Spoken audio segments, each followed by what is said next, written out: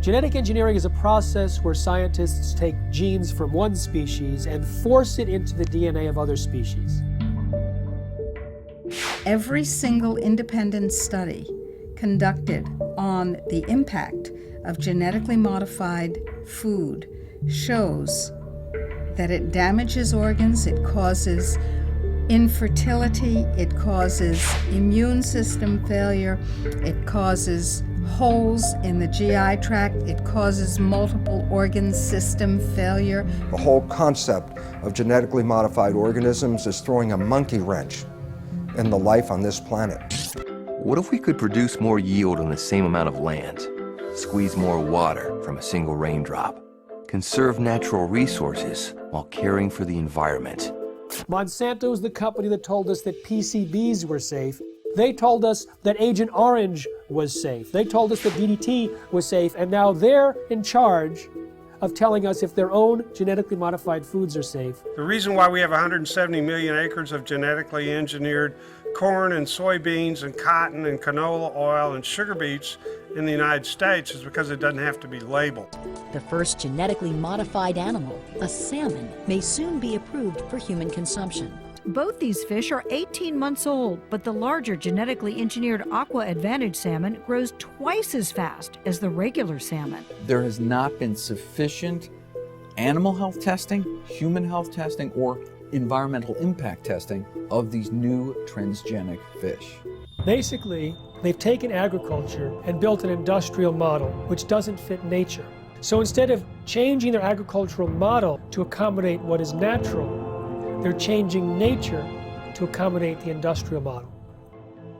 If you have an organic corn crop that sits next to a genetically engineered corn field, and it happens to tassel at the same time, and it happens to be downwind, you're going to get your crop contaminated. The rest of the food supply is contaminated. Then the genie is out of the bottle, and it's maybe physically impossible to turn the situation around. In the genetic engineering revolution, these seeds are now patented property of one corporation called Monsanto. The pharmaceutical industry has no interest in having you well because they don't make any money if you're well. And the pharmaceutical industry is the biotech industry. Some people think that GMO really means God move over. We are heading downhill at a rapid rate of speed toward our own extinction. The use of GM in agriculture is a risk that is simply not worth taking.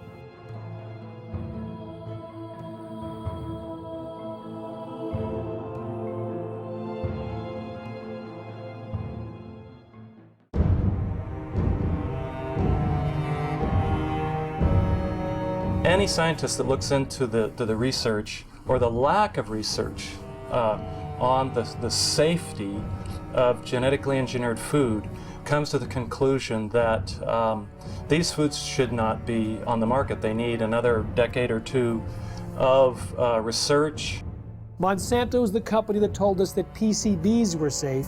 They were convicted of actually poisoning people in their town next to the PCB factory and fined $700 million. They told us that Agent Orange was safe. They told us that DDT was safe, and now they're in charge of telling us if their own genetically modified foods are safe. Because the FDA doesn't require a single safety study, they leave it to Monsanto.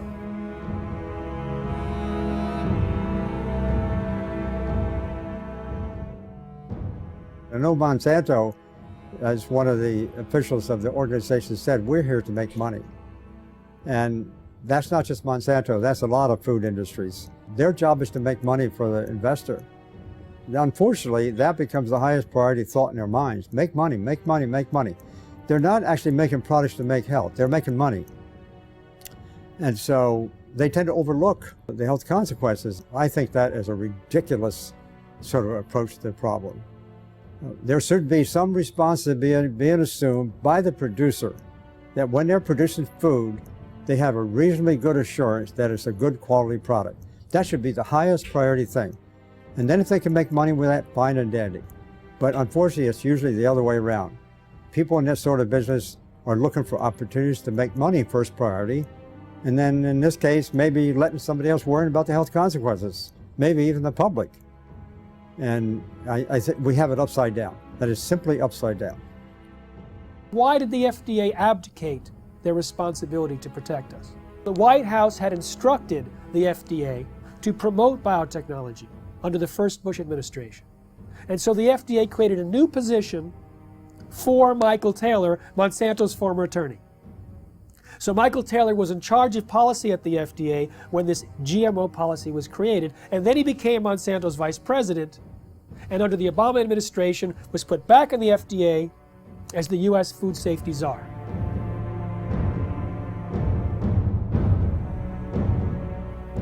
In reality, the overwhelming consensus among the scientists at the FDA were not only that GMOs were different, but that they were inherently dangerous, that they might create allergies, toxins, new diseases, and nutritional problems. They had urged their superiors to require long-term study, and when they saw drafts of the policy coming back to them, they were angry and urged their political appointees to change course.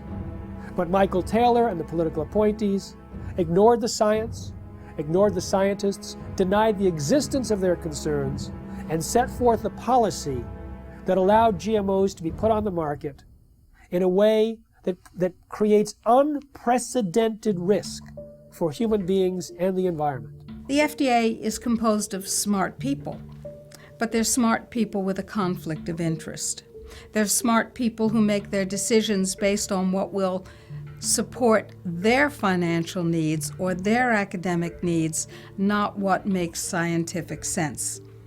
What you can do with GMOs is basically engineer food in ways that make it most profitable from the company's perspective. But from the company's perspective, whatever negative aspects of that might exist are simply irrelevant. And more than being irrelevant, the company is motivated to try to suppress knowledge about those negative aspects. The company is motivated to try to suppress government attempts to regulate in relation to those negative aspects. The company is motivated to try to infiltrate government and lobby government. I mean, when you look at the Clinton administration, Bush Sr., Bush Jr., and Obama, you look at various high-ranking positions in the administrations of all of those presidents, you find people who have worked for Monsanto. Most people don't realize that Monsanto has been around for about a century. They've acquired lots of resources, and they are very clever and sophisticated. They know how the game works. They understand lobbying. They understand bribery. They have been effective at essentially stacking the political structure, the federal regulatory agencies in their favor, to the point that it's almost physically impossible to pass any type of federal regulations or legislation, because the people who make those choices have been in the revolving door of Monsanto. They either previously worked for them or they're paid consultants for them. The governments now, wherever they are dependent on corporations. Who are these governments? Who are these companies? Corporations. Telling people what to do, what to eat, what to feed their children. We are people, we're the children of God. We have constitutions, we have our constitutional rights to eat and feed our families that nature produces. They say, no, we don't have that right. In fact, we're going to force that on you. It's the FDA and the USDA who helped lead the charge for these new food safety bills. There's nothing in those bills to protect you. It's there to protect the genetic engineering industry.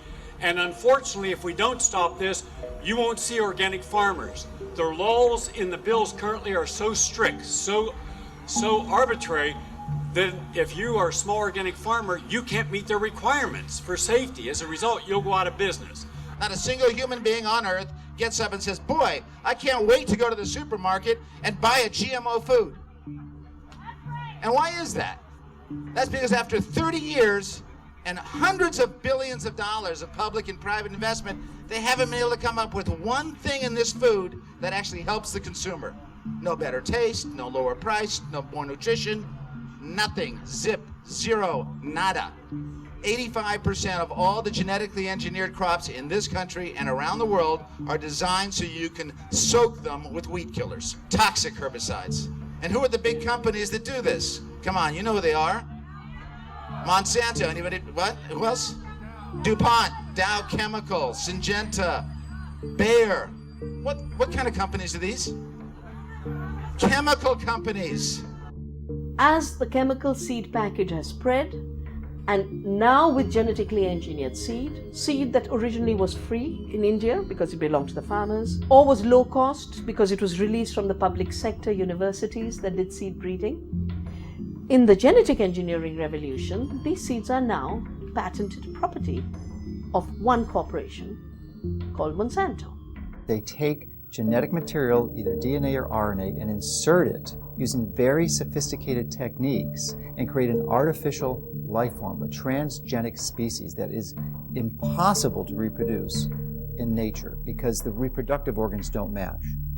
And as a result, once this form is created, here's the danger.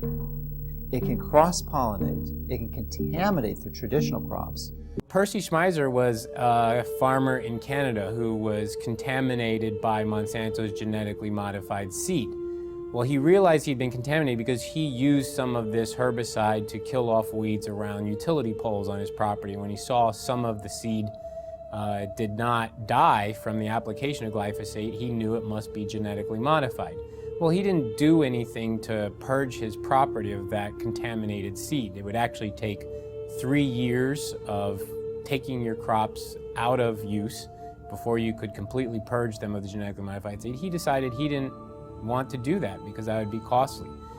So he saved his seed for planting the following year, and Monsanto said, well, you now knew that you had genetically modified seed.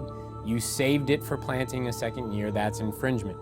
They sued him for patent infringement. It went all the way up to the Canadian Supreme Court. And although they found that technically he did infringe their patent, they awarded Monsanto no damages. Both in Canada and the United States, hundreds of farmers have been totally bankrupt, lost their farms and so on through lawsuits by Monsanto. So there's a real fear. Now we call it the new fear, a fear culture amongst farmers, where a corporation now, through the rights of patents on a gene, have which is inserted into a seed to make it resistant to a chemical or whatever, is that they lose their rights to use their own seeds or plants. So it's total control eventually that farmers have to go back to a corporation like Monsanto each year to buy their seed because they're no longer allowed to use their own seeds. So as a victim, you basically have to pay for your lawsuit, your damages, and so on. So farmers become victims and they have done nothing wrong because they were contaminated by a neighbor, by whatever means, by pollen flow, by seeds blown in the wind, transportation, and so on. So it doesn't matter how it happens. If you are contaminated, it's over and it's over. It's inevitable that someone who does not want to use their seed will become contaminated.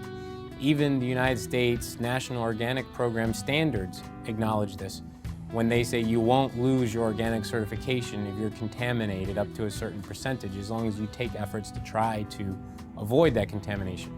Monsanto has said that it's the responsibility of an organic farmer to use large portions of their own property to set up buffer zones to try to decrease the likelihood that they'll be contaminated by their neighbors. But that's quite perverse when it's their seed that's the new entrant into the neighborhood. In the mid-90s, the UK government gave about $3 million to a scientist to figure out how to test for the safety of GMOs. That scientist was Dr. Arpad Pusztai, the world's leading expert in his field. He worked at the top nutritional research laboratory in the UK, one of the best in the world.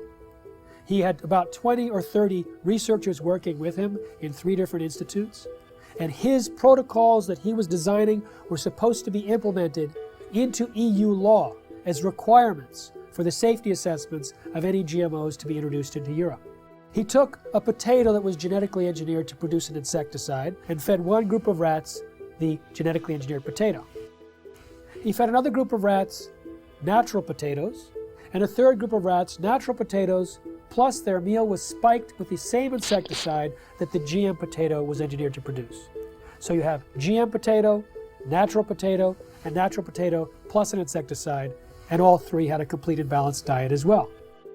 We measured all sorts of things, growth, for example, how these young animals were growing, what happened to their inside, and what happened to their immune system. And it became clear that the GM had a slower growth.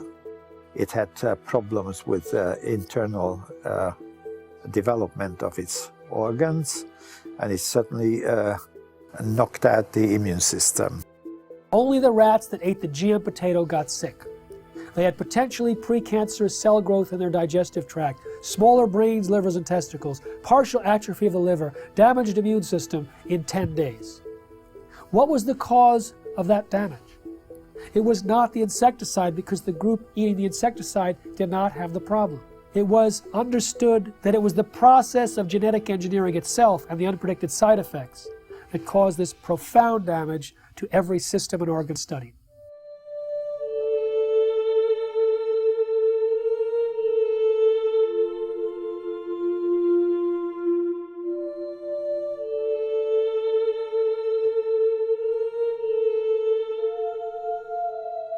He shared his concerns about GMOs and was a hero for about 2 days at his prestigious institute.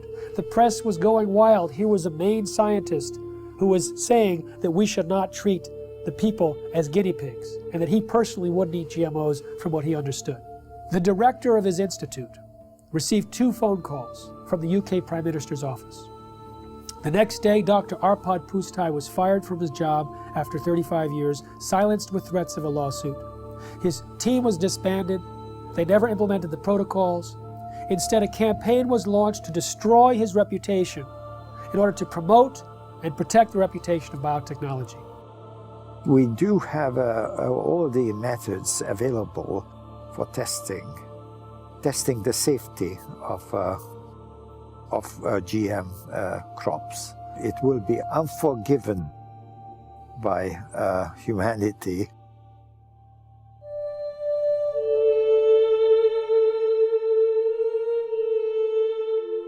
Monsanto scientists found bacteria growing in a chemical waste dump near their factory in the presence of Roundup herbicide. Now, Roundup normally kills bacteria. This bacteria was surviving. They said, great, let's put it in the food supply. So they took the gene from the bacterium that allowed it to survive the Roundup and put it into soybeans. And now those Roundup-ready soybeans can be sprayed with Roundup herbicide and they don't die, just all of the other plant biodiversity in the ground dies. The active ingredient in Roundup is called glyphosate. Glyphosate was patented in 1964, not as an herbicide, but as a broad-spectrum chelator. It hugs a lot of different minerals that are needed and does not allow the plants to access them. It also destroys some beneficial microorganisms in the soil, which normally provide nutrients to the plant. It also promotes pathogenic organisms in the soil, which then overrun the plant. And so it creates weaker plants, stronger disease, and the disease does the killing. Now, what do the livestock in the United States eat? They eat largely Roundup-ready crops. Roundup-ready soy, corn, cottonseed, canola mash, sugar beet pulp, and soon alfalfa. So a huge percentage of their food intake is Roundup-ready crops. Now remember, Roundup pulls the nutrients out of the crop. It makes them unavailable. So now we have millions of livestock eating nutrient-deficient food. And what do we eat? We eat plants and we eat animals and take their milk. So it turns out it's a perfect storm now, not just for plant disease, but for animal and human disease. When 44,000 secret FDA memos were made public from a lawsuit about the subject of genetic engineering, the director of the Center for Veterinary Medicine made it absolutely clear that GMOs in animal feed had a unique danger. Toxins can bioaccumulate in animals and in their milk. And so if there were toxins in genetically modified feed, then we might have higher levels of those toxins in the animals that eat the feed or in their milk or other products from those animals. All our food, 90% of Canadian crops, American crops now are produced by genetic modification, or at least they're contaminated. with genetically modified corn, genetically modified soybean, genetically modified everything. 95% of all the genetic modifications are done in order to allow the plants to survive more chemicals being sprayed on them and to allow the animals to survive more drugs being put into them. And of course, what happens is that when their genes are changed, our genes are changed by consuming them, just as the super weeds and the super bugs are genetically altered by consuming them. The bug eats the plant, its genes change. The animal eats the plant, its genes change. We eat the animal or the plant, our genes change. Our babies' genes change, and the change is permanent. They do not want you to know which products you're buying in the grocery store might contain genetically engineered ingredients. They say that label would confuse consumers. They say there's no difference between genetically modified foods and non-GMO foods. Well, that's absurd.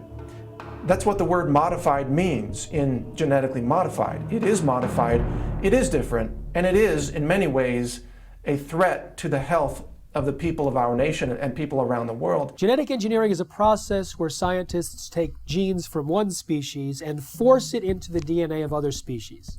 Even though there's been very little study on the health dangers, there's been sufficient evidence of harm to cause the American Academy of Environmental Medicine to say all doctors should prescribe non-GMO diets to everyone.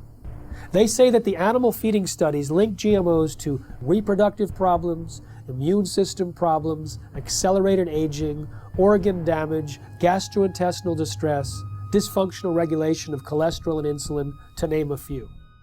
If you take the gene of a cow that helps it to produce milk, that produces a hormone called the bovine growth hormone, and if you take that hormone and you start injecting into the cow, the idea here is then the cow will produce more milk. The companies like Monsanto and Eli Lilly, who invented this hormone independently, and they said there's nothing wrong in doing that because it's substantially the same hormone that the cow produces. That is wrong.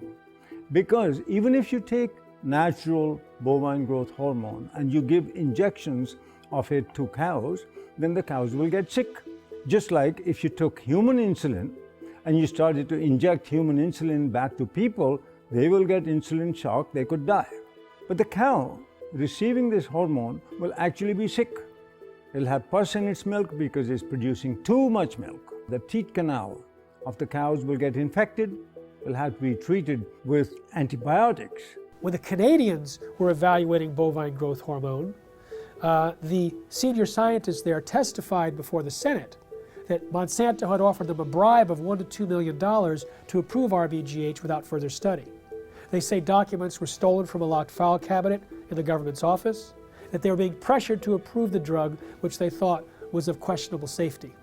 What we have is rigged research, hijacked regulatory agencies where many people at the agency, at the FDA, that was approving this bovine growth hormone were from Monsanto. Monsanto's former attorney, 2 former researchers. In fact, Richard Burroughs, who was an independent veterinarian working at the FDA, he was fired. He was told he was slowing up the approval process.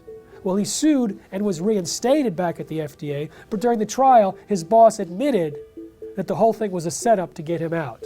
He was in the way of the approval of bovine growth hormone. In the U.S., there's evidence that articles have been published that scientists who do any research on that possibly could show negative results of genetically engineered crops are harassed.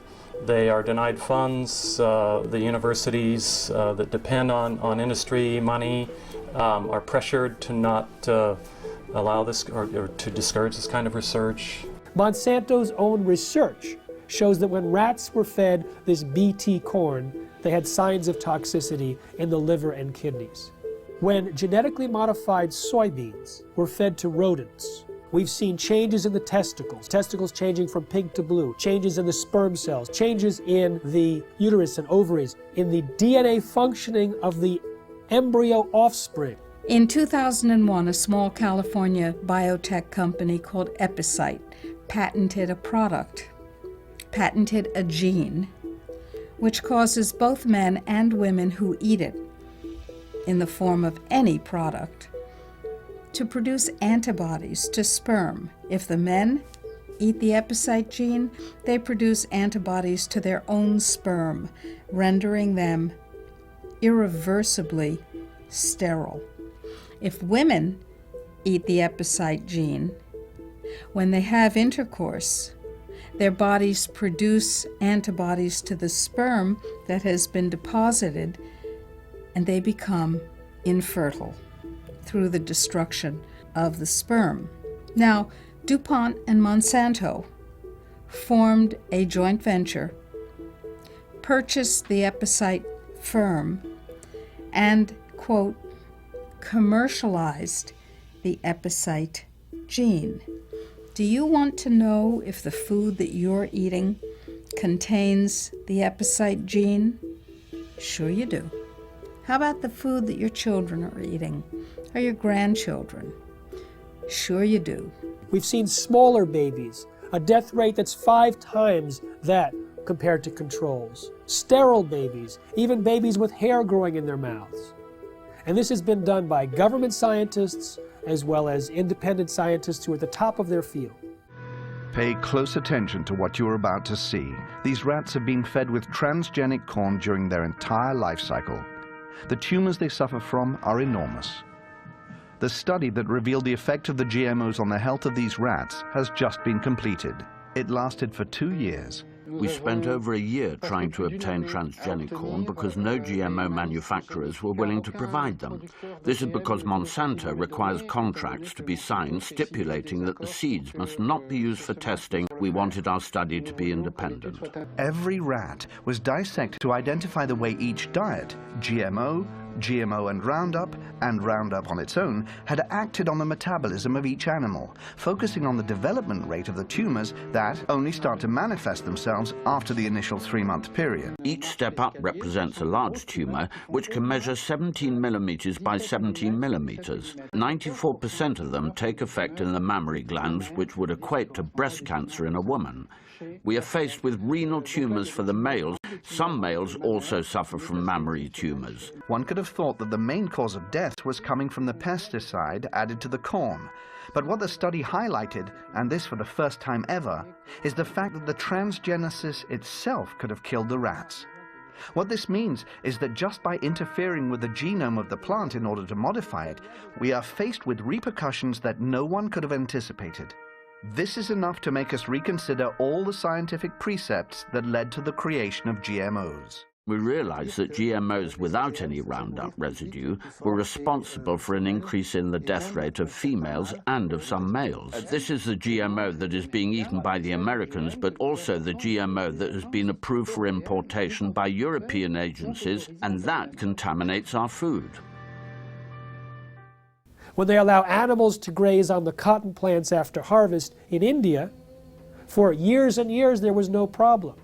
When they introduced this Bt toxin-producing cotton, thousands of sheep died, buffalo died, goats died. I've interviewed the people myself, seen pictures of their dead animals. These animals were successfully grazing on non-Bt cotton plants for years. In one case, 13 buffalo grazed on Bt cotton plants for a single day, and within 3 days they were all dead. Unfortunately, there's not sufficient follow-up. One small non-governmental organization pleaded with the government in India, please do some research on these animals. The government refused. They pleaded with universities offering to pay for the research themselves. They refused. So this small NGO did their own research. They put 3 sheep in one field with Bt cotton Bollgard 1, 3 with Bollgard 2, and 3 with non-GM cotton. Within a month, all 6 sheep eating the Bt cotton plants died. But 3 eating the non-Bt cotton plants had no symptoms. But their research was dismissed because it wasn't a government agency or a university. So we have a situation where the evidence is there, but it's not being paid attention to because it's being drowned out by the big bucks and the biotech industry with their tobacco-type science and their distortion and denial of the facts. Unfortunately, Monsanto's lobbying power and their financial weight, they are able to use corrupted corporate science, something that I call cigarette science, to get these products slipped into our food stream. The only human feeding study ever published on GMOs showed that the gene that was inserted into the soybean transferred into the DNA of the bacteria living inside our intestines and continued to produce that protein. So if it happens to be an allergen and you're allergic to it, you may be continuously triggered over and over again by the production of that allergen from within inside your own intestines. When we look at the quality of the nutrients in our soil, we see that that has become actually a victim of industrial agriculture, which destroys the microorganisms in the soil and then puts in a few nutrients as if that were enough to provide a healthy diet. It turns out that the current industrial agricultural model was based on surplus military products after World War II. They had extra bomb-making material that worked as fertilizer, so they created the synthetic fertilizer industry. They had excess nerve gas that they could use as insecticides, so they created an insecticidal industry. And by steering the farmers and the land-grant universities and all the population towards these high-input, corporate-driven agricultural models, we actually stripped away some of the health and some of the nutrients that were vital and are vital to the health of the people and of the livestock. The plant's ability to absorb nutrients out of the soil is restricted with GMO seeds and plants. And that's why the nutritional value is going down, and that has become a very big concern. And there's a very big concern that many of our foods that we eat, nutritional value contents have to be rechecked because it has changed. It alters the structure of a plant when you put a GMO gene into a plant. So you no longer have the same type of plant, and you've changed the makeup. Monsanto is the only company I know of that doesn't want you to know you're buying something that has their technology inside it. You know, cell phones, computers, automobiles, everything else we purchase, clothing, is branded because everyone wants to know, they want consumers to know that their product is inside whatever you're purchasing. But Monsanto wants that to be a secret. If you go and purchase any of their bags of seed and you look at the back, there's a big, huge box with a big stop sign. And when I first saw this, I thought that meant stop, this seed is dangerous. Don't swallow it, wash your hands after you've touched it. No, all those health warnings are lower down the bag in smaller font. If you look in the box where the stop sign is, it actually says stop. These seeds are protected by the following patents. Your use of these seeds must be in compliance with the license agreement. You may not save the seeds for replanting, blah, blah, blah, blah, blah. So they object to labeling of food that consumers buy, but they have no problem with labeling their own product with all of their patent numbers. So there's some things that they want the public to know and other things that they don't. Traditionally, the proponents of genetic engineering have stated that there's relatively no risk or essentially no difference between genetically engineered plants and products and conventionally raised products. Well, new studies dispute this quite widely. There was a study done last year in the Journal of Reproductive Toxicology that showed that over 93% of genetically engineered toxins were found in the blood of pregnant women and 80% in the fetuses. So this potent crop toxin is being transferred into the population. Genetically modified soybeans has as much as 7 times the amount of a known allergen compared to non-GM when the two are cooked. With corn, there's a gene that's normally shut off in corn, but it's switched on accidentally in Monsanto's corn, and that gene produces a known allergen. There's also more herbicides used on these genetically modified herbicide-tolerant crops like Roundup Ready soy, and the excessive herbicides might promote allergic-type reactions. Peer-reviewed studies show that there's an association between heavy GMO consumption and serious health problems, including asthma and food allergies. There's also a damage to the pancreas and the production of enzymes that are used for digestion in mice that are fed GM soy. If we take longer to digest proteins, then that means eating genetically modified soy might cause us to be reactive to a wide variety of foods, not just to GM soy. The real risk here, the real concern is that these threats to the food supply are validated. And there is, the GE crops are the predominant crops, and they've contaminated the rest of the food supply. Then the genie is out of the bottle, and it's maybe physically impossible to turn the situation around.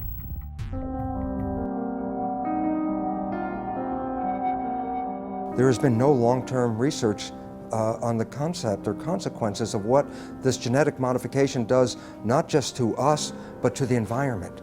And right now, from all the research that's showing up, it says this has a very negative and profound effect on destroying the environment in which we live. So therefore, I find it senseless that the government would support and condone genetically modified foods without even having the basic research to understand the liabilities involved in creating these monster organisms and putting them into our world. The conversation in Europe and in countries in South America and in Asia is much more sophisticated in terms of its understanding of science, the importance of independent peer-reviewed science that isn't contaminated or corrupted by corporate influence. Here in the United States, you know, the birthplace, the bedrock of the free market system and democracy, we are having our rights corrupted by corporate influence. The major impact that Monsanto has, their ability to get their products approved with minimal scientific oversight and minimal review of these products for human health testing is really an abomination. The entire scientific foundation underneath genetically modified organisms is false because organisms are not genetically determined. And when we understand that, we recognize that the only way to create crops that will benefit humanity is to understand nature herself and learn to live in harmony with it. And this is a completely different approach than humans have had for the last couple hundred years, where we always thought, oh, humans' job was to control and dominate nature. In that process, we are now leading the world into the 6th mass extinction of life on this planet. 5 times in the history of this planet, life essentially got wiped out and started all over again. The 5 previous mass extinctions are attributed to things like comets or asteroids hitting the Earth and destroying the environment. We are now deep into the 6th mass extinction of life on this planet. We are losing species of organisms faster than even in the previous 5 mass extinctions. But the source of the problem is much closer to home than a comet or an asteroid. Science has recognized that it's human behavior that is undermining the web of life. Rather than trying to control nature, our mission is actually how to learn to live in harmony with nature. The FDA, which treats the American people as slaves, knows that if people knew the truth about how healing their foods can be and how dangerous the processed foods really are with all their chemical contaminants and their genetic modification, if people knew the truth, they would demand food freedom. They would demand access to healing herbal therapies and healing dietary supplements. They would demand that the FDA back down from its intimidation campaigns that have been leveled against producers of dietary supplements and herbal remedies and raw dairy products and so on. The people would demand that if they knew, and that is why they are kept ignorant under this campaign of disinformation currently being waged by the FDA. I've been vigorous in my opposition of these strategies that these large corporations use to use their influence for their benefit. And as a result of my positions, I'm frequently criticized by their own local networks, the skeptic networks and such.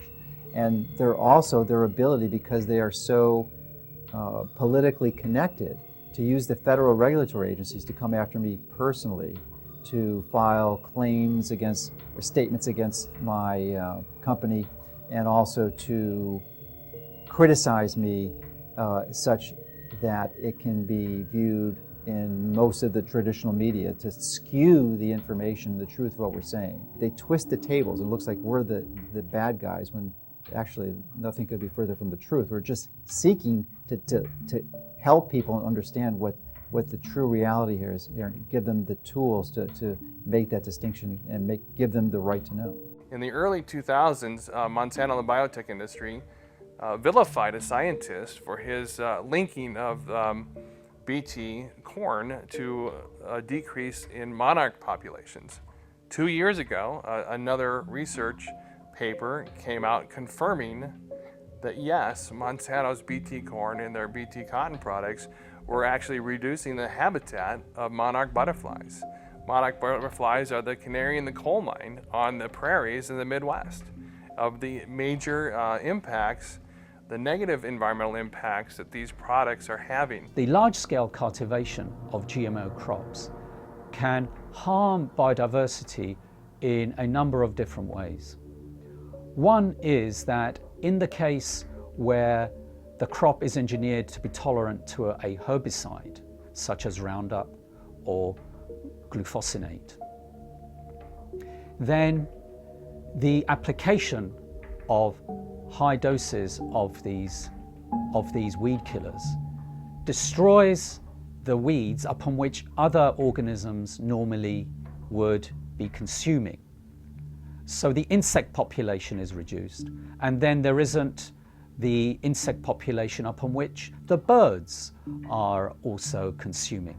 So there could be a knock-on effect on the biodiversity within the fields where herbicide-tolerant crops are being grown. And indeed, large-scale field trials sponsored by the UK government several years ago now did indeed find that in fields that were growing herbicide-tolerant sugar beet and canola, that the biodiversity in these fields was markedly reduced. There's a lot of information now on bee colony collapse, and it's now linked to certain of the chemicals that are sold by certain of the major companies. So there's a lot of concern now about the bees dying, because now we'll lose a major insect that pollinates our plants, and so that also has become a big concern. But it's all related. It all goes back to the massive increase of new types of more powerful chemicals, more toxic chemicals than we ever had before. And that's why we have many of our beneficial insects are being killed by these new types of chemicals. GM carries novel health and environmental risks, which we are now beginning to measure, both in terms of environmental impact and also outcomes in feeding trials, controlled feeding trials in animals. Then I feel that the use of GM in agriculture is a risk that is simply not worth taking. GM doesn't address root causes of problems in agriculture. At best, it is a symptomatic cover-up. No genetically modified crop can grow unless it's attached to some kind of a pesticide. Those pesticides, more and more, are in these plants. They may have killed the weeds, they may have killed the insects, but the product is still on the plants. And if it's washed off, then it's in the water, it gets into the lakes, it gets into the oceans, it's everywhere. And it's toxic, it causes cancer, it also causes endocrine disruption. That's a technical term for change of hormones. They don't even want to label that this is genetically modified. The milk is genetically modified, or the crop is genetically modified. They say, if we label that, we won't be able to sell it because people won't buy it. Of course, people won't buy it because people don't want it.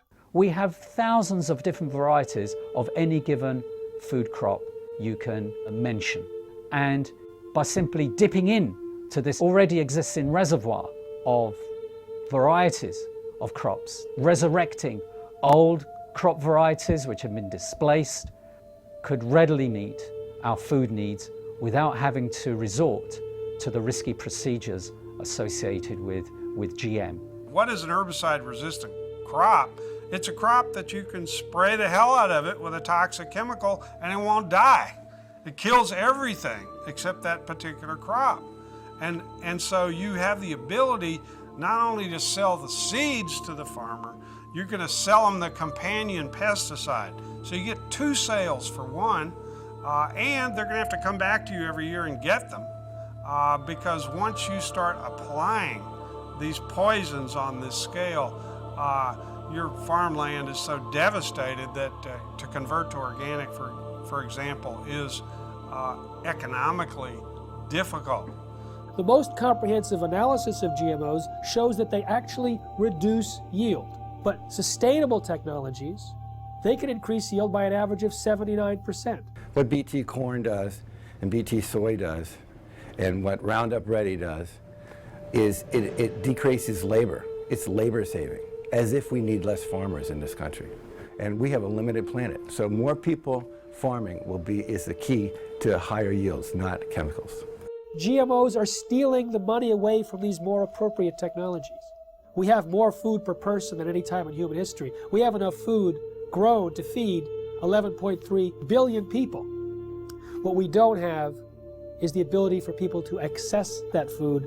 And so it's not a silver bullet of increased yield that the biotech industry tries to sell us. The ISTAD report proved that organic and sustainable agriculture had the same and higher yields than conventional, chemical-intensive, genetically engineered crops.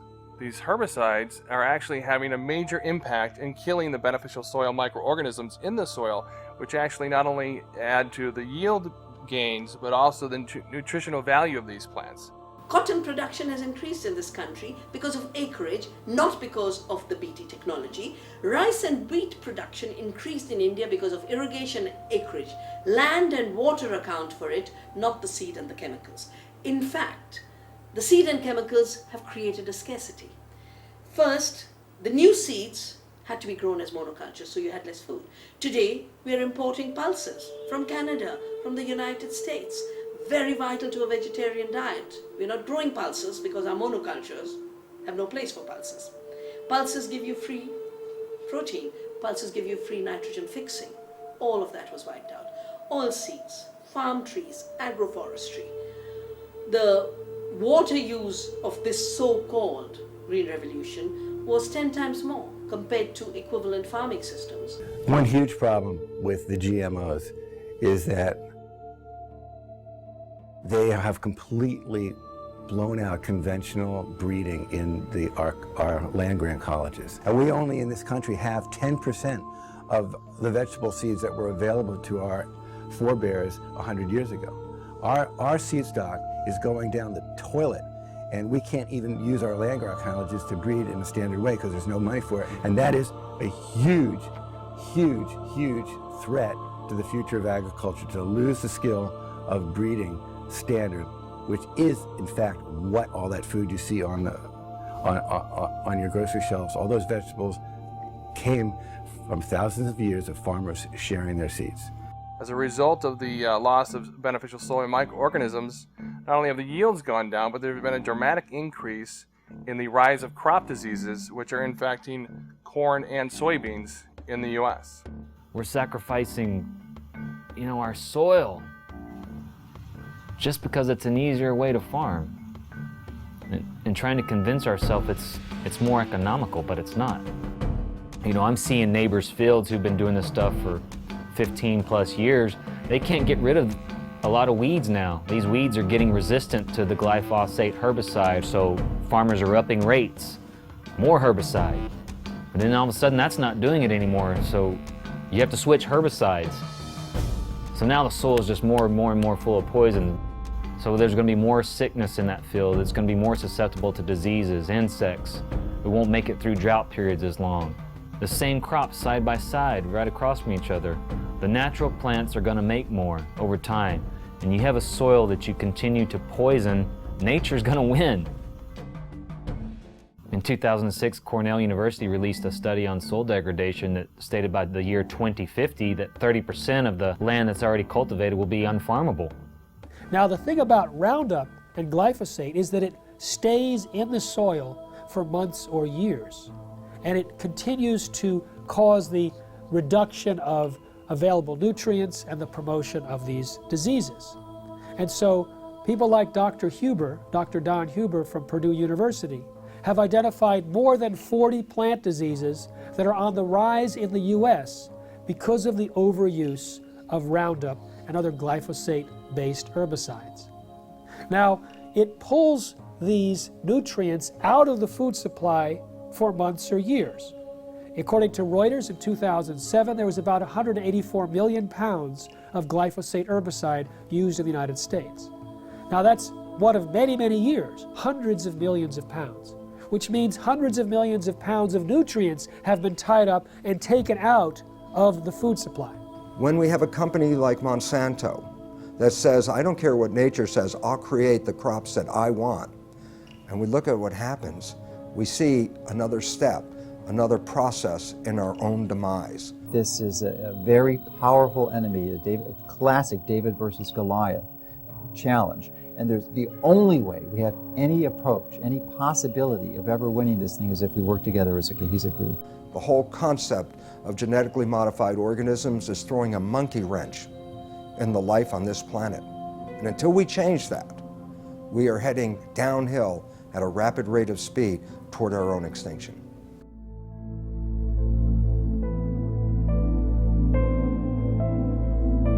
Genetically modified organisms are living beings where genetics or DNA of one species is taken out and transported artificially into another organism. And in other words, some sort of genetic manipulation, genetic engineering has occurred. Nature, God if you like, does not permit that. You cannot take the gene of a bacteria and put it into a pig or a people or anything like that, or vice versa. They've put spider genes into goats in the hopes that they can milk the goat to get spiderweb protein to make bulletproof vests. They've put cow genes into pigs and made cowhides on those pigs. They had what was called an enviropig, a pig that would have manure that was less toxic. They can create these featherless chickens to kind of better live in these tight battery cages, these small barren wire enclosures extending down long rows and often windowless sheds. It can be 1 million birds in a single shed. How do you do that? Well, without them overheating, where you have this massive ventilation fans. But another way, you just take off their feathers. There's a genetically modified salmon that was created by Canadian researchers that was tested up in Canada. They put these frankenfish into tanks and they fed them sufficient food and there was no problem. When they reduced the amount of food, the frankenfish freaked. They started killing and eating their neighbors. So what happens if the FDA approves these frankenfish and let's say they escape into the ocean? I don't know what's worse, the extinction of natural salmon or the roving of these frankenfish going around and killing and attacking other species and changing the whole ecosystem balance. They both have a mating advantage because they're larger, but they have a survival disadvantage. And it's that combination that, should a male transgenic fish escape into the wild, cause the rapid collapse and extinction of both transgenic and wild fish in as little as 50 generations. Scientists take genes from one species and force it into the DNA of other species. Now, the process itself creates massive collateral damage in the plant or animal, but they don't test for those changes and the side effects before they introduce, say, the crop into our food supply. DNA is the inherited material of life, and it is where genes are structured. So we inherit half of our DNA from our mothers and half of our DNA from our fathers. And within the DNA are the genes that encode for all the structures of the body. So the DNA is like a blueprint. Just like an architect has a blueprint for a building, the DNA is the blueprint for all the structures of the body. So when a gene is switched on to function, the information within that gene is being used to manufacture a protein. And that protein is then builds the structure of the body. And then proteins in the form of enzymes carry out all of the chemical reactions of the body that constitute the living organism. When the GM gene is introduced into the plant, the genetic engineer has no control over where the GM gene integrates or splices into the DNA of the plant. And the effect of this is that the GM transformation process as a whole actually is very disruptive on the DNA structure and function of the organism. As a result, very unpredictable and potentially hazardous outcomes. Because if you disturb the balance of gene function, remember the gene function is controlling the structure and the biochemistry of the organism. If you disrupt the balance of gene function, you disrupt the biochemistry. And if you disrupt the biochemistry, you run the risks of creating novel toxins, novel allergies, as well as a disturbance to nutritional value. These types of outcomes resulting from the disruptive effect of the GM transformation process have been observed, are observable, and they're genuine. With our understanding of epigenetics, the new science of how environmental signals control our genes, we're introduced into the chemistry of where do the signals come from that select the genes and modify our genetic activity. Well, we used to say everything was due to the genes, but now we find there's a class of molecules called microRNA. They're very small RNA molecules, and they're found in all the cells. And these microRNA molecules are molecules that adjust the reading of our genes. And well, a new understanding has been found about the microRNA molecules. And when we eat food, the microRNA from the food is picked up by the digestive system and not broken down. The microRNA is taken into our own body intact. And now what they followed is the microRNA from food ends up in our own cells, like in our liver and other cells in our body. And these microRNAs still have the same function. They change our genetics and they change our readout of our genome. And the significance is profound. It says when you eat genetically modified foods, we are eating a new class of microRNAs that have never really been in the world before. And yet, these microRNAs are picked up by our biology and adjust our own genetics. So, in a sense, the old story, we are what we eat, actually now has a biochemical foundation. And then all of a sudden it says, if that's true, then why would you risk your life eating a genetically modified food containing microRNAs that can totally distort our own biology and cause great problems in our lives? The process of genetic modification is a completely irreversible process. Once it has been carried out, it affects the reproductive cells of the organism. So any effect you have, for good or for bad, is then passed down through the subsequent generations of that particular organism. And that's true for plants and animals. Indeed, for any genetically modified organism. And this now has to be understood because when we eat genetically modified foods, not only does it affect our own cells like that, but we also know that the bacteria in our gut that are required for our survival, we need these bacteria. The bacteria also pick up the genetic engineered genes. And we modified the gut bacteria. And you say, well, why is that relevant? Well, not only do we need the gut bacteria for our survival, but the gut bacteria change our genetics. Information from the bacteria is picked up by the digestive cells and adjusts the digestive system cells to be compatible with the bacteria in our gut. There is a dialogue and a communication. If you alter the genetics of the gut bacteria, by definition, you've completely altered the development and genetics of our own cells. Way back in the 70s, they developed this grand vision of being able to splice in high yield and drought resistance and all sorts of, pest resistance, and they dreamt of patenting those genes and having proprietary ownership of these genes.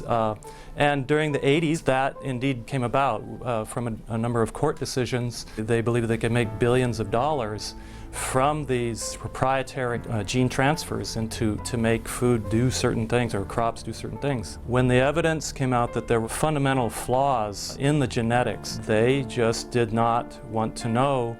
They didn't want to do the research into these issues of food safety. and they went ahead with their development, yet they weren't doing the basic research. You see, GMOs are the product of an infant science. And now we are feeding that product to the entire population.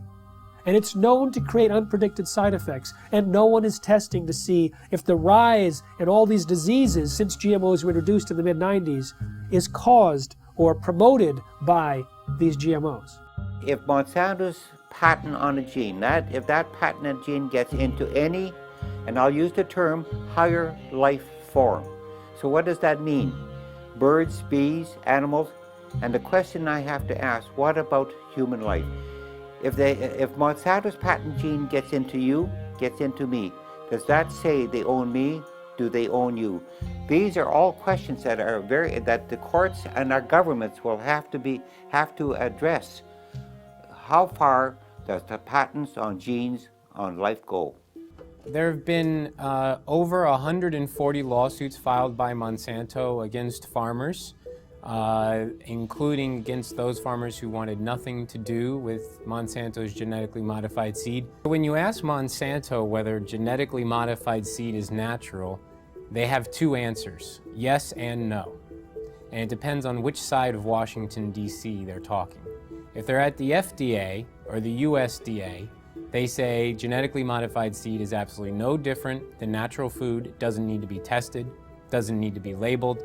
The public doesn't need to know if their food's been genetically modified because it's no different. Then when they're on the other side of Washington, D.C. at the patent office, and the patent office is saying, well, you don't deserve a patent because your seed is no different than natural food. They say, oh no, it's not. It's completely different. We've invented something brand new. It's radically different and it's so inventive we deserve not just one patent, we deserve entire portfolios of dozens and dozens of patents. Because the United States was the only country in the world, still is, that allowed genetically modified organisms or any organisms to be patented. Up until then, living organisms or their products could not be patented. So the patent for insulin, genetically modified insulin produced in the E. coli bacteria, was given to Eli Lilly. Monsanto got it for RBGH, the bovine growth hormone. I have a book called Corrupt to the Core. In that book, I describe, by quoting from a published speech by a Monsanto executive, saying how they're going to control the whole world, not just by genetic modification, but they're going to take charge of the whole world by influencing the White House, the Whitehall, the French Parliament, and Canadian Parliament, and the Japanese Parliament. This is published information, how they're going to control the whole world.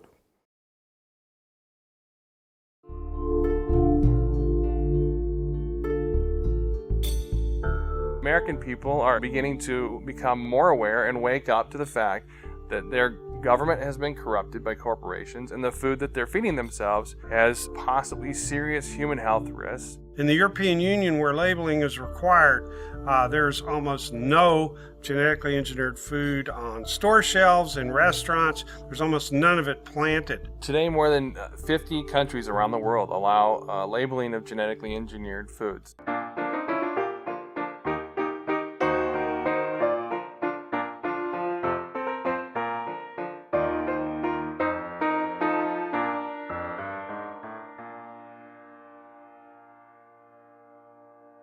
The FDA has received over 1 million comments from citizens demanding labeling of GMOs. 90% of Americans agree. So why no labeling? I'll give you one reason. The influence and the corruption of the political process by Monsanto. If you have an organic corn crop that sits next to a genetically engineered corn field, and it happens to tassel at the same time, and it happens to be downwind, you're going to get your crop contaminated. In fact, even the seed stocks are becoming contaminated. I should have the right to be a conventional farmer. You should have the right to be an organic farmer if you're right. But if we have GMO farmers, you no longer, remember this, you no longer can have an organic farmer, you can no longer be a conventional farmer. You'll become a GMO farmer whether you like it or not. An expert in air pollution calculated how far corn pollen could travel in 24 hours, which is the maximum time that it can remain viable to cross-pollinate. It could travel under certain weather conditions over 500 miles. They want the public to sit down and not think about what happened before this piece of meat got on my plate. What happened before this glass of milk sat on the table? We have an ethical responsibility, I believe, not just to other humans and to the future generations. We have an ethical responsibility to all living creatures. We have increasing numbers of retarded and autistic and genetically damaged people among us. We have increasing numbers of lethal allergies and potentially lethal allergies that coincide with the introduction of genetically modified food. We have increasing amounts of autoimmune problems. We have increasing amounts of pretty much everything. The pharmaceutical industry has no interest in having you well because they don't make any money if you're well. And the pharmaceutical industry is the biotech industry, and it is the agrochemical industry. Thousands of doctors are now prescribing non-GMO diets to every patient. In fact, the American Academy of Environmental Medicine urges all doctors to do so. They evaluated the animal feeding studies and said that there's a causal relationship between GM feed and disorders. And they urged the government to put a moratorium in place on GMOs, and of course they're for labeling. My God, we are the sickest of the major countries in the world, and we're also becoming the dumbest of the major countries in the world. And the significance about that is, what a coincidence. This is the motivation of a government, and this is exactly where we are. A country like the United States has 20% of its GDP spent on healthcare costs, on trying to cure chronic disease. We're giving vaccines in children. We're giving all these other drugs, bad food, pesticides, hormones, everything getting into the system in animals and people. This is going to drive countries bankrupt. We're talking about people whose lives are either terminated through preventable diseases which were not prevented through the toxification of their bodies by toxic food. Total population of the world is about 7 billion now. They're saying by 2050, the population will grow to approximately 9 billion. And these companies and the governments all over the world are saying the amount of food in the world will have to be increased to twice the amount. Biotech industry is promising to feed the world with crops that'll have higher yields, even though it's not the amount of food right now that's the critical issue, it's access to the food. And access to the food is largely an economic issue. There's no shortage of food. This is purely due to corruption, because corrupt people in power, won't let poor people have their share. Now, since GMOs were introduced, there has been a dramatic increase in infertility in the United States. But there's significant evidence both in laboratory animal feeding studies as well as livestock experience to point a finger at Roundup-ready crops as a potential cause. The newest information of a study just published a week ago shows that these toxins in the food have actually been associated with an increased intensity of obesity, and this is found in salmon and rats. And there are other suggestions that they produce long-term imbalances in fertility rates, in hormonal levels, and immune function, and the ability to digest foods. Big agricultural and chemical companies don't want to label GMOs. What these corporations say is that labeling GMOs will increase our food bills. What I say is if they're so concerned about our bills, then they need to focus on a bigger price tag, and that's our healthcare costs. And we're not just talking about the cost of medications here. How about the cost of missed work and lost productivity when parents have to rush their child to the emergency room or to a doctor's office? And for the children, how about the missed school and summer camp? We're talking about the emotional and societal cost played out over and over again, hundreds of thousands and millions of times over.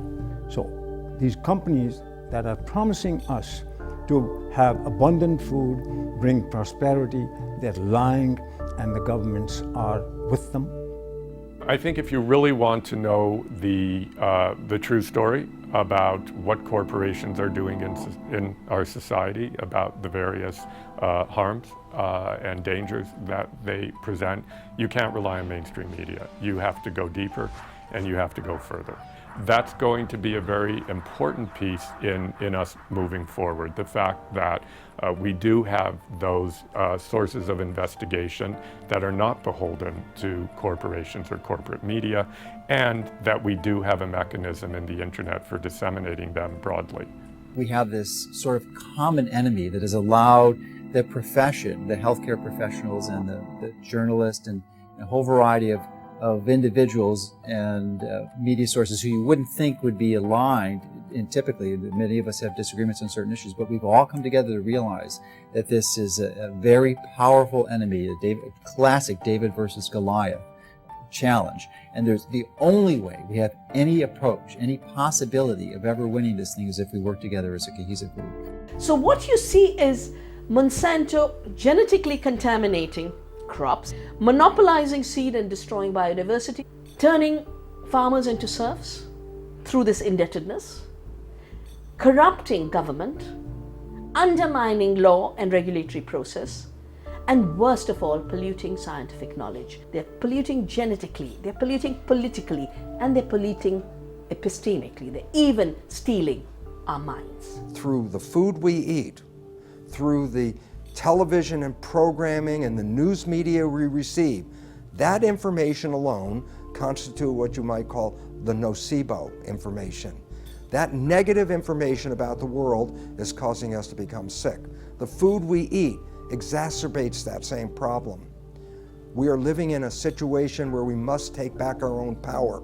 They can surround the Congress, they can surround the congressional offices back in their district, they can surround the Monsantos and the city groups. And that's what they got to realize, that that's the first stage, because people showing up and massing together with agendas and with good artwork and signs and music scares the hell out of these politicians and their corporate masters.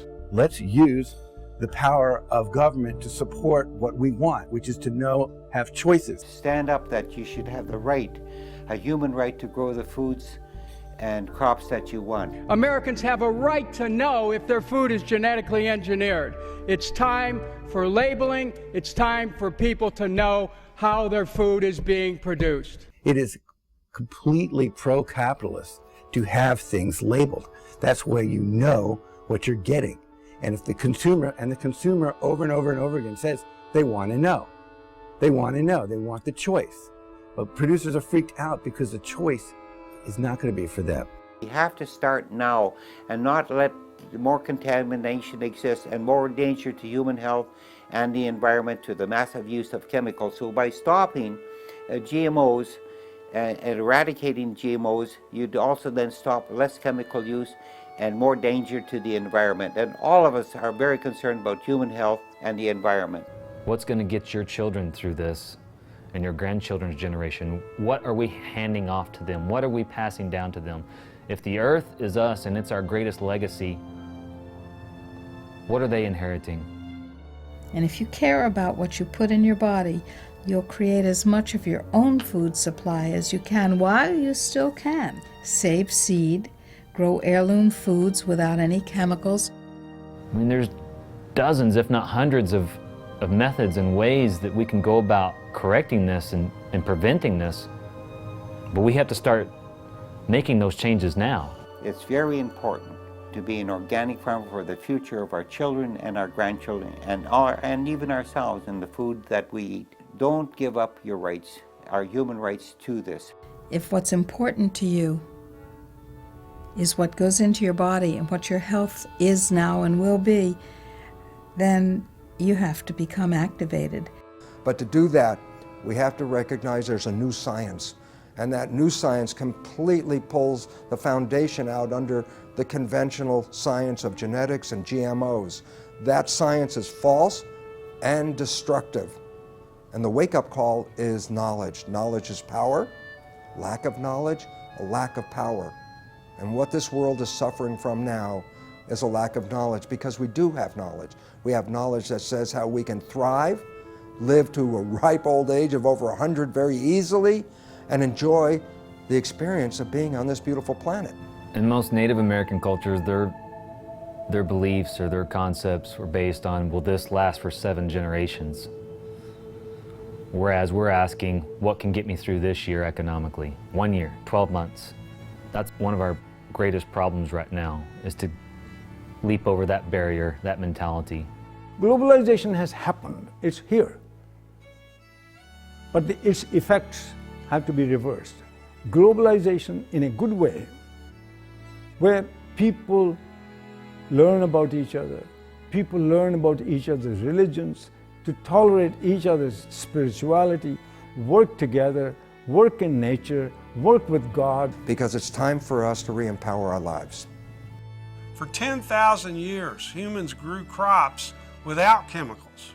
You know, it's time that we get mandatory labeling. It's time we cut down the biotech bullies to size.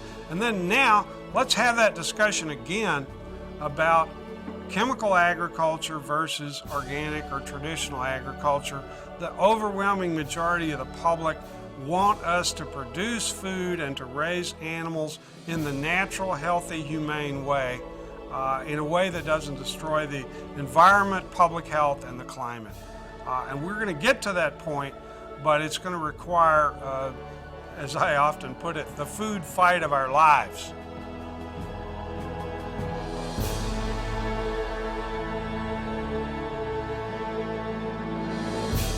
I'm looking at the food that's in the grocery store. They say it's safe, everybody eat more. On second thought, I don't really know if it's made with those GMOs. So I'm looking for the non-GMO label. Before I bring it home, I'll put it on the table. I wanna know if it's verified, so I don't harm myself with genetically modified. They don't want you to know. Poison they grow. Profits they show. From those GMOs. Seeds that they sow. Gonna hurt us, we know. Told them to go. Say GMO, no. Hey, look, I don't wanna eat poison. I don't want gene mutations at my dinner reservations. It's a food abomination. What they're doing to this fast food nation. They take artificial gene combinations, inject them in seed variations, so they can grow their frankenfood imitations, while the side effects cause medical patients. Keep the profits alive while they're spraying all the food with name brand herbicides, and all the while they're spreading their lies. Monsanto destroy a farmer's lives, and the FDA just keeps it all going, saying it's safe even though they all know it's just poison, stealing away your life. And that's what you eat, but genetically modified. They don't want you to know. Poison they grow. Profits they show. GMO? No. Seeds that they sow. Gonna hurt us, we know. Told them to go. Say GMO, no. FDA scientists said that GMOs might create allergies, toxins, new diseases, and nutritional problems. Allergies, toxins, toxins. And they said, no testing necessary. No testing necessary. GMO safety, that's a corporate myth. If you don't believe me, listen to Jeffrey Smith. He's the man with the plan, gonna do what he can to help us all get those GMOs banned. But we need you to lend a hand, take a stand against this food stand. It's a mission for the health condition worldwide, cause we don't wanna live genetically modified. No testing necessary. No insecticide. Living inside of us. No testing necessary. No insecticide. Living inside of us. Don't eat food unless you know what's in it. Don't believe the propaganda, the press will spin it. Affects everybody, we all up in it. Stand up to Monsanto, tell him, oh no you didn't. Reject frankenfoods in the store. Demand honest labels so we can be informed. We have a natural right to know what we buying. Just say no to GMO before our farms start dying. Just say no to GMO. These corporate crooks are lying. Just say no to GMO. This time we're not complying. Just say no to GMO. We just not buying it. Just say no to GMO. No testing necessary. No insecticide. Just say no to GMO.